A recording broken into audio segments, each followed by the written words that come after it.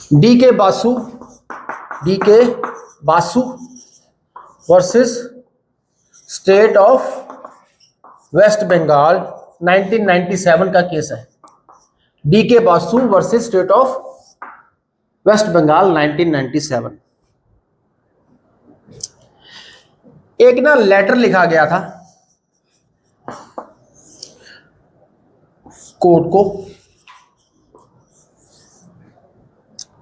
Most probably D K Basu ने ही लिखा होगा ये लेटर, क्योंकि डी के बासु के नाम पे ये केस है। तो उस लेटर में बताया गया कि पुलिस कस्टडी में वेस्ट बंगाल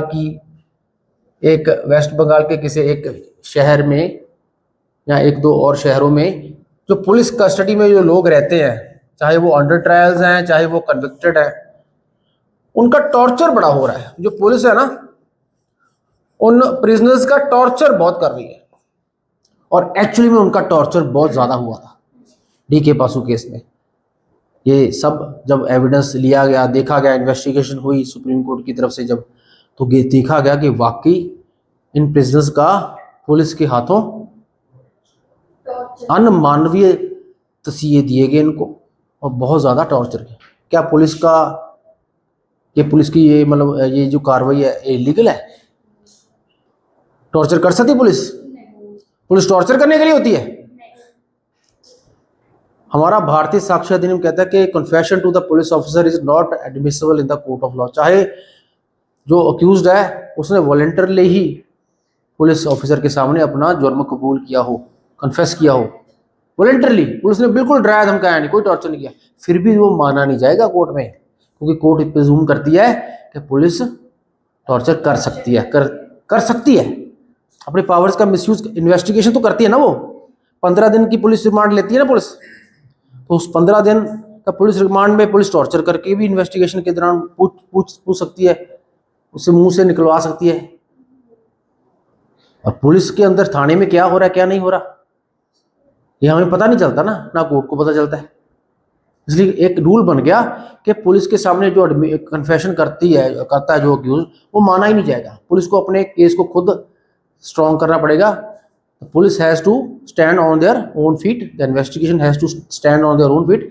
वो जो है पुलिस इन्वेस्टिगेशन में जो भी रेलिवेंट एविडेंस आएगा उस बेसिस पे ही केस का निपटारा होगा, और पता चलेगा कि अक्यूज्ड ने वो क्राइम किया है या नहीं किया। अगर किया है तो obviously he will be convicted, अगर नहीं किया तो he will be acquitted based on the evidence collected by the police, based on the evidence collected by the police during investigation, not just based on the torture and the confession of that particular person। फिर तो police हर एक कोई torture करके 2 थप्पड़ मार के तो उसके मुंह से कहलवा के स्टेटमेंट लेके कोर्ट में दे दिया करेगी, कोई इन्वेस्टिगेशन की जरूरत नहीं है, कोई कुछ की, और कोर्ट उसको कन्विक्ट कर दे। तो हर केस में ऐसे ही हो गया करके, फिर इन्वेस्टिगेशन की क्या जरूरत है? फिर तो आजकल फोरेंसिक टीम को भी भेजना अनिवार्य कर दिया है, 7 साल से जो कम जिसको सजा मिलेगी किसी भी ऑफेंस में, अगर 7 साल से कम सजा है तो वहाँ फोरेंसिक टीम का होना भी बहुत जरूरी है इन्वेस्टिगेशन के दौरान।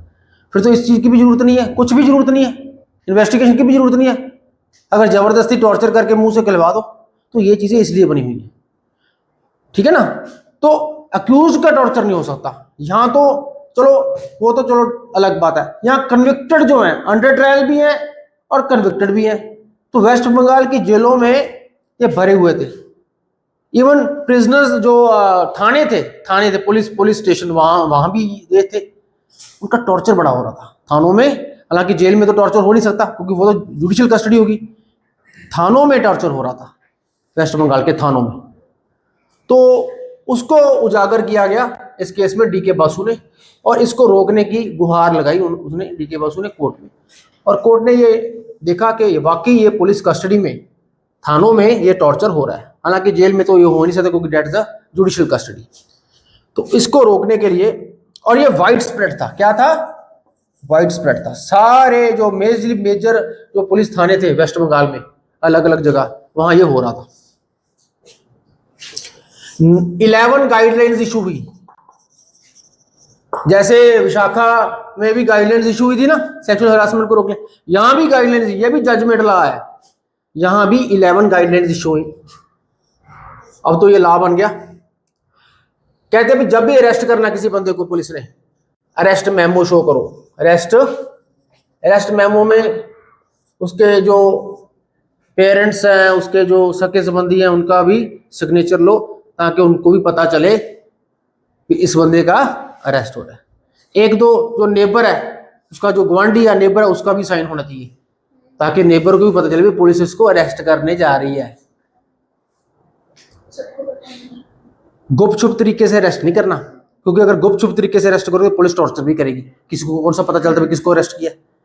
तो अरेस्ट मेमो करो, ताकि पुलिस को पता, पुलिस को भी डरी रहे कि हाँ जी हमने अरेस्ट किया और लोगों को पता है भी इस बंदे को अरेस्ट किया।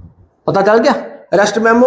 उसके बाद अब तो देखो भारतीय नागरिक सुरक्षा संहिता में बहुत डिटेल्ड चीजें आ गई हैं, और इस केस को डीके बासु को मद्देनजर रखते हुए सारी चीजें, लेटेस्ट हमारा जो ट्रायल प्रोसीजर है BNS, भारतीय नागरिक सुरक्षा संहिता BNSS, उसमें आ गई है ये सारी चीजें। ये सब पुलिस अब करती है, तो उस समय नहीं करती थी। तो 1997 की ये बात है।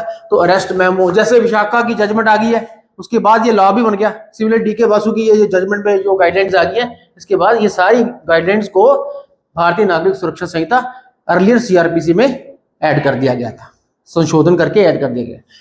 तो अरेस्ट मेमो शो करो। उसके बाद ये है इन्फॉर्म करो, किसको? फैमिली को।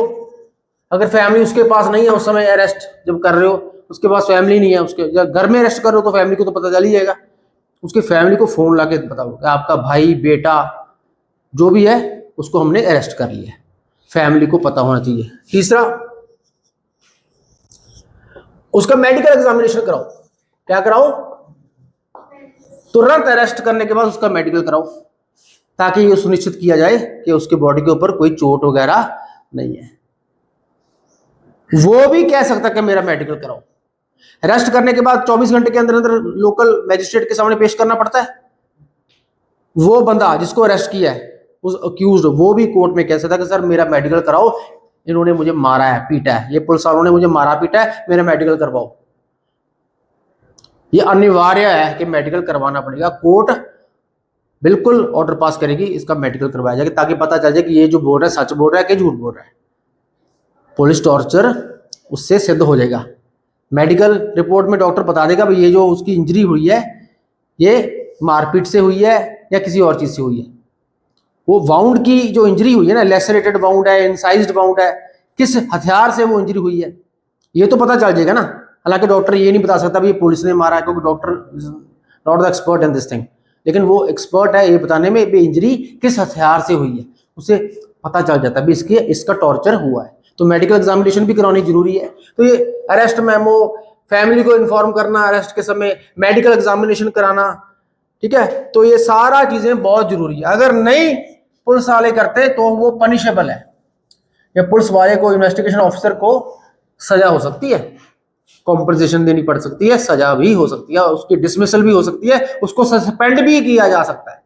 ये चीजें अनिवार्य कर दी गई हैं। अब तो BNSS में ये चीजें सारी ऐड कर दी गई। अरेस्ट के बाद ये सारी चीजें कंप्लाई करना पड़ेगा पुलिस ऑफिसर को। ये DK बासु केस में ये सारा दिया गया था।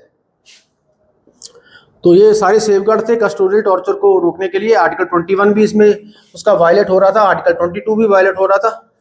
सो अब पुलिस सारे India, through out India, DK Basu की गाइडलाइन को जो है किसी भी स्टेट के चले जाओ, DK बासु की गाइडलाइंस को वो मानती हैं और इसको इम्प्लीमेंट करती है, करना पड़ेगा। और ये क्वेश्चन बहुत इंपॉर्टेंट है आपके एग्जाम के लिए। क्लियर हो गया? अब तो ये सारा एक लेजिस्लेशन का रूप भी धार कर गया। ठीक है, नेक्स्ट।